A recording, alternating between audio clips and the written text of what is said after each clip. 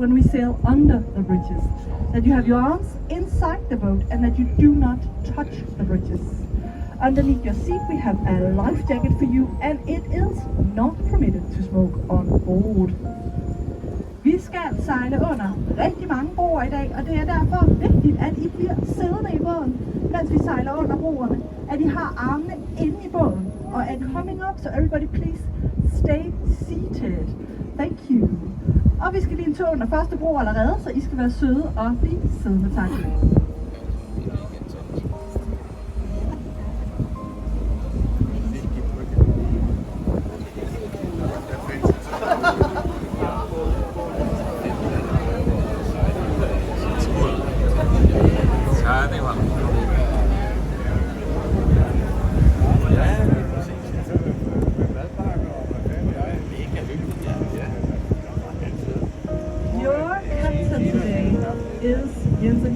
One who is going to bring us safely and well around this extremely beautiful day that we are having. This is quite not the normal. My name is Line, and I will be telling you all about what we are seeing along the way. And when you look to your right, you will see what we do see as a national disaster, because it is the burned stock exchange, 400 years old, and it burned this April. Ja, og vi sejler simpelthen lige forbi i ruinerne af børsen her på højre side. Jeres kaptajn i dag, det er Jens, og det er ham, der får os hele vejen rundt om kanalen i dag.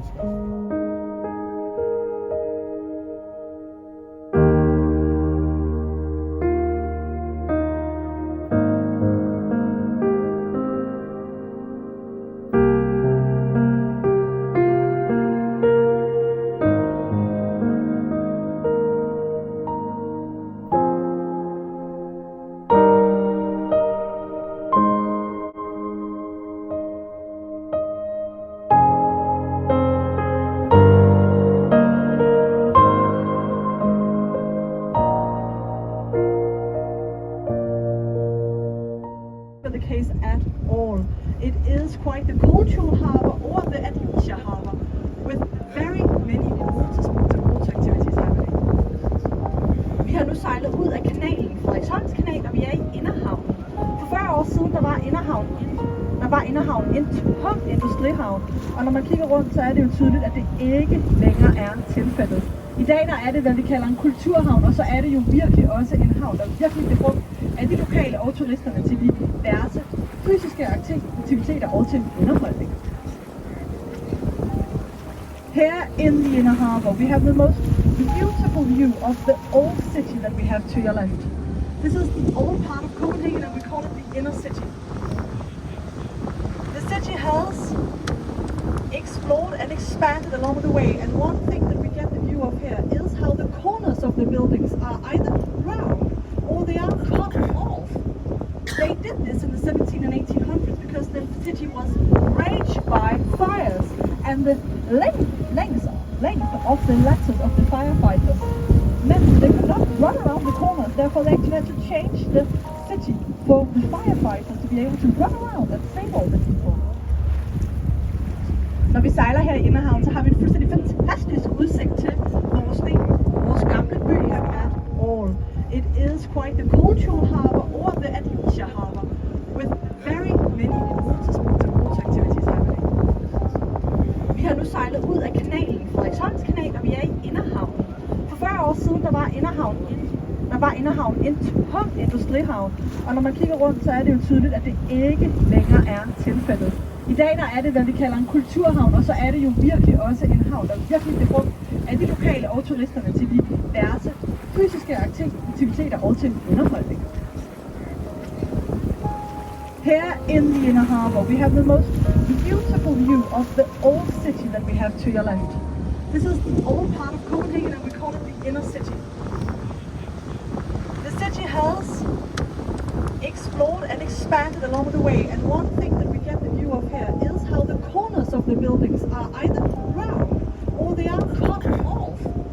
They did this in the 1700s and 1800s because the city was ravaged by fires, and the length of the ladders of the firefighters meant they could not run around the corners. Therefore, they actually had to change the city for the firefighters to be able to run around and save all the people.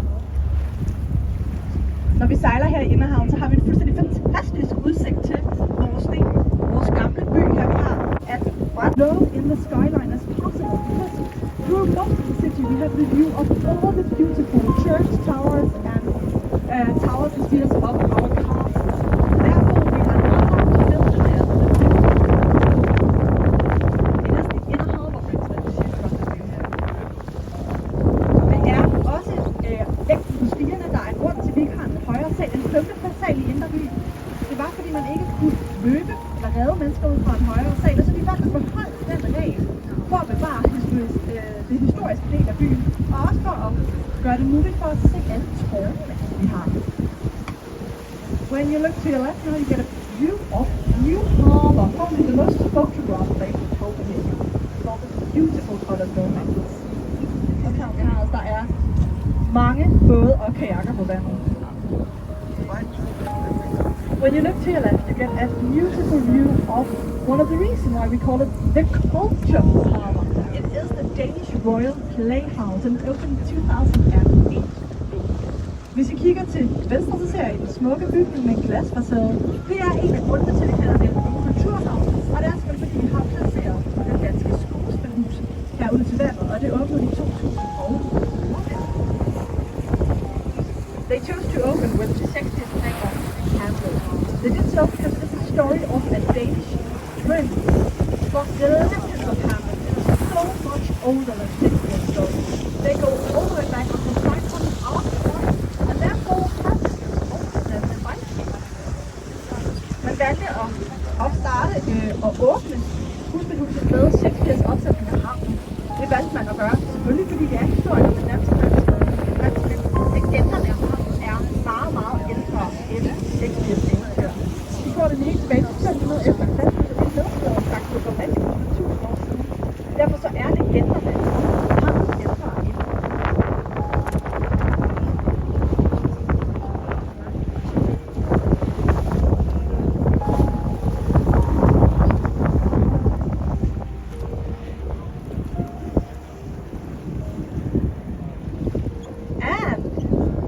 We actually get to see something different now. The captain just checked route. Therefore we are going to this amazing place. It's called Behind Holmen.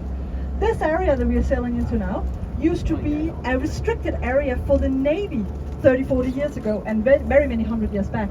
Today this is no longer the case. It is open for the public and it is mostly a residential area. This means we get to sail in and show you it. And what, of course, all of you were looking at was the opera. But we will be sailing past that again, no worries.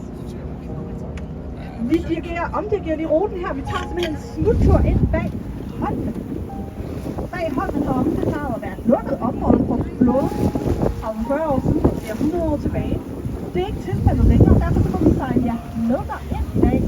Det må vi også gøre. Goddag. To the canal and we have sailed under the bridge.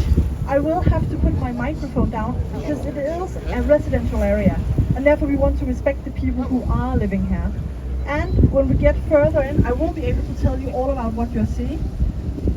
But first you will see a lot of new construction, but also they have chosen to keep all the old Navy buildings. So even though they are used for residential workspace now, all of them are old Navy buildings that you see. Herinde bag Holmen, det er et beboelsesområde nu, og derfor så skal jeg lægge mikrofonen i respekt for dem, der bor her. Selvfølgelig. Men det er et gammelt flådeområde, det er gamle flådebygninger, I kommer til at se. Og på et tidspunkt, så må jeg igen fortælle jer, hvad I ser, og så skal jeg nok gøre det. And we have a bridge, so everybody please take a seat. Everybody please sit down, we have a bridge, thank you. Og der kommer en bro, så I skal være søde og siddende.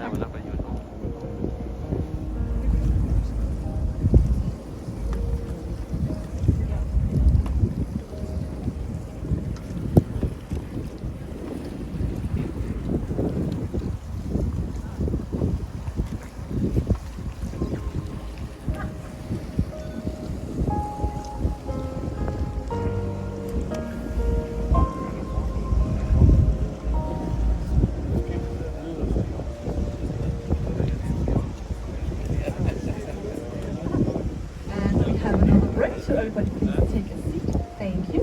Der kommer en bro, så I skal være søde og blive siddende, tak.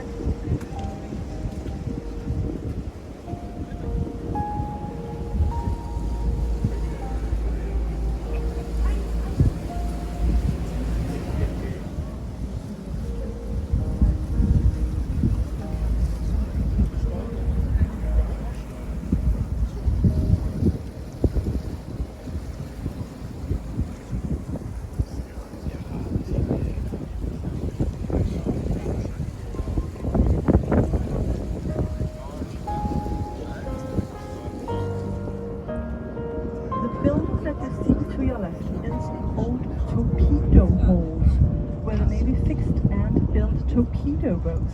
This is why you can sail into the building. Til venstre der ser vi torpedohallen.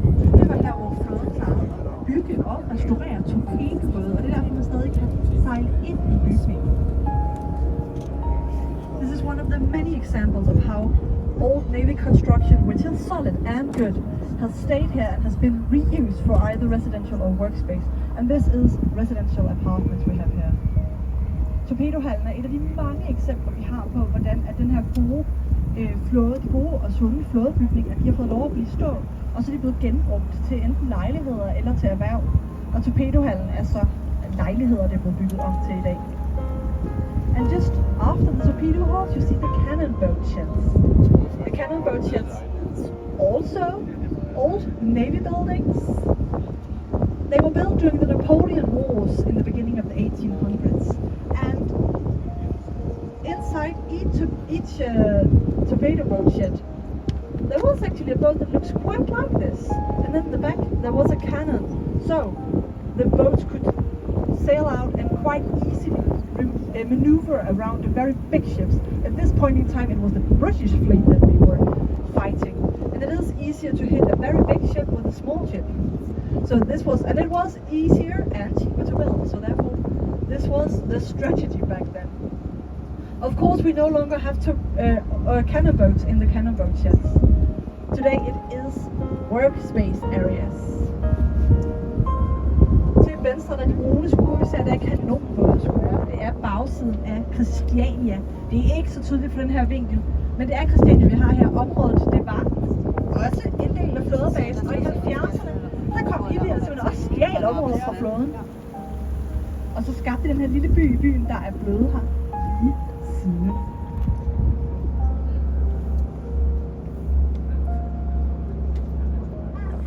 We can see how the roof of the opera is both in color and shape directly inspired from the dry dock here. And this has been important because the opera is also located on the old naval grounds, and it is important to honor this in its location and its construction today. So what is framed by the yellow buoys in the water line here is the only part of the active naval base that are left here in Copenhagen. The rest is moved out of the city. But we have a small base here then. Til højre, der ser I den del af flådebasen, vi faktisk har tilbage her i København. De har sejlet igennem store dele af det område.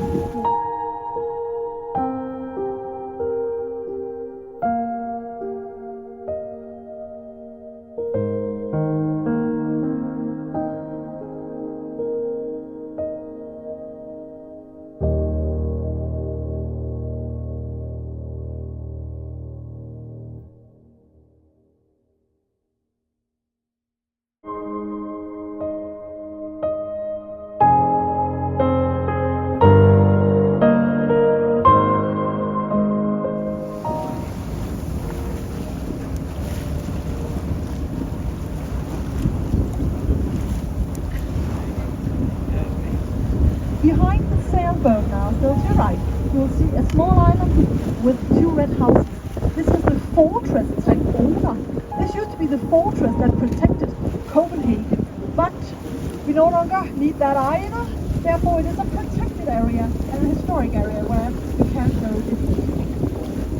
De to små huse, der ligger på øen herude til højre, det er kort. Åbner lukker det nemlig ikke der åbne. Vi slider sammen tilbage. Det er simpelthen det, vi lige får lov at se her.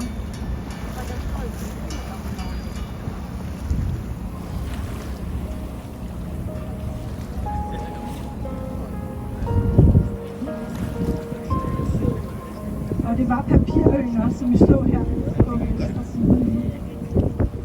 Papirøen, den har været rigtig mange ting. Nu er det beboelse. Og den er jo særlig på den måde, at de forreste lejligheder, vi har her, det er de dyreste, vi har i København. Mens bagsiden af øen, det er almindelige boligbyggeri. Det betyder, at det er billige lejelejligheder, udlejet af KMV, som jo i teorien er tilgængelige for alle. We are sailing into another canal now. It is called Christianshavns Canal. This canal is beloved by the locals. It is also a residential area, both on both sides of the canal and houseboats in the water. And again, in respect of everybody who is living here, I will put the microphone down and you'll get to enjoy this beautiful tour in some peace and quiet.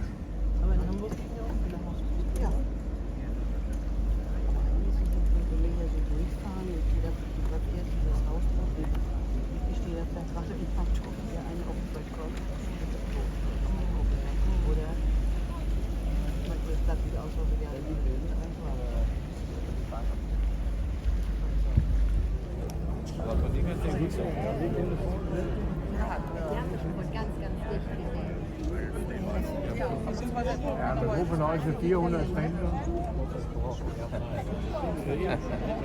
Og får lov til at tage 2 ture, en for mig.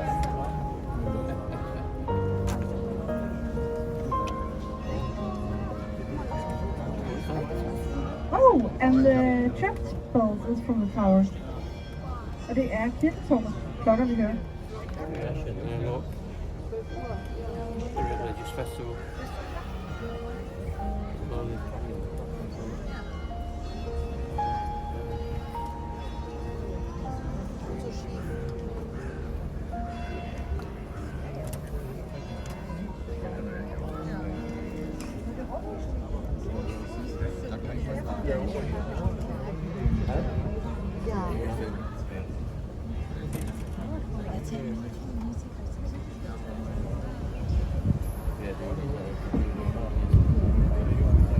We have another bridge, so please stay seated. After the bridge, I will walk through the room and answer any questions that you may have. Vi har en bro, så I skal være søde og blive siddende, tak. Og efter broen, der går jeg igennem båden, og så svarer jeg på alle spørgsmål, I nu end skulle.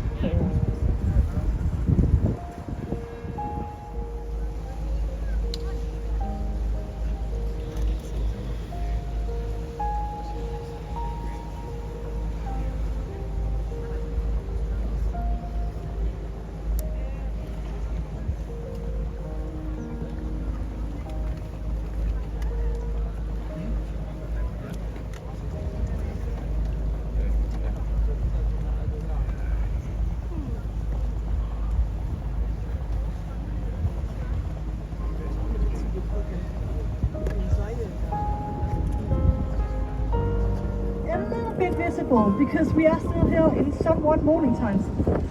You can see that the building is sparkling a little bit. The building has an edge of 7 degrees over water, and this is because when the sun is here in the morning, which is still a little bit, it reflects on the water and it reflects back up on the surface of the building. And therefore we say that the building shines bright like a diamond. Det er et sorte diamant, vi sejler forbi her nu på højre side. Det er stadig en lille smule tydeligt, fordi det er stadig på morgen, men bygningen har en hemmelighed på 7 over vandet, og det er simpelthen fordi, når solen skinner ned i vandet her om morgenen, så reflekterer det op på bygningen, og så skinner bygningen smukt som en diamant. You have heard all the tales of the Navy now. The original Navy was located just behind the library. In the 1600s, this is where the Navy was, just next to the building of the warden school, where there's a very large drink now. Det er simpelthen det gamle slåområde, vi ser til højre bag biblioteket. Det er, hvor bibliotekshaven ligger i dag, det er jo især kæmpe stort træ. Man valgte at flytte flåden, fordi det var simpelthen en kæmpe programbar, og det er de der store skibe i havnen. And we are sailing into the canal from where we started the tour, called Copenhagen. We have very many bridges here, so we will be sitting down one of them. Og broen, vi lige sejlede under her før, den kan ikke åbne. Det betyder, at når bådene her de skal ud, så det er faktisk en kran, der fjerner broen. Det sker dog sjældent. And now to your right, we'll be able to see after the boat here, the white building. This is Christiansborg Castle. Til højre nu, der ser I de hvide bygninger, og det er Christiansborg Slot. I ser, det er bagsiden af slottet. It is the back side of the castle you see here. And we have a bridge, so please stay seated. Thank you. Der kommer en bro, så I skal være søde og blive siddende. Castle. Well, it burned down in the end of the 17th century. The royal family, they moved to a main vault. But the parts that we see here did not burn, and therefore the bridge for the pavilions is the oldest part of the castle. Det er de ældste dele af slottet, vi har her marmorbroen med pavillonerne på siden. Og det er det, fordi det var de dele, der ikke brændte i slutningen af 1700-tallet. And we have a bridge, so stay seated. Thank you. Der kommer en bro, så I skal være søde til siden. Tak.